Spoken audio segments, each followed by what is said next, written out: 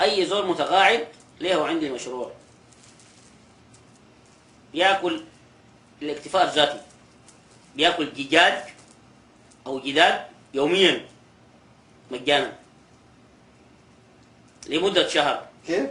جدادتك في يومك مضمونة. خطة طبق بيض تحتك لمدة 30 بيضة، خطة تحتك لمدة شهر، بتفقس 20 يوم بتفقس. ربيهم، إذا فقسوا خطة الطبق الثاني وربيهم، أمشي تجي بعد 3 شهور بتلقى الصيصان كبروا، تبدأ تاكل من الكبر والبيض تحتك، يعني تاكل جدادك من عرق جنيتك. ده الحاصل يا اخواننا. في ناس في غفله ما دارين ما عارفين. شغل مخك تاكل جداد، سخن جعباتك تاكل جداد عديد. لا اخواننا متقاعدين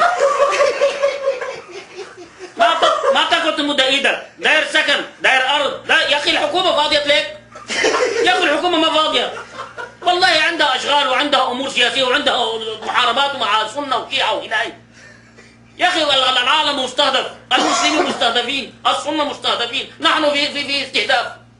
اسرائيل دايره تاكلنا، الامريكان دايرين يشفطونا، الشيعه دايرين يدقونا. يا اخي ما ممكن، وانت قاعد ادغام بغنى. والله مشكله كبيره جدا، احنا بنواجه مشكله يا اخواننا، لكن انت استفهام كمسلم كعربي.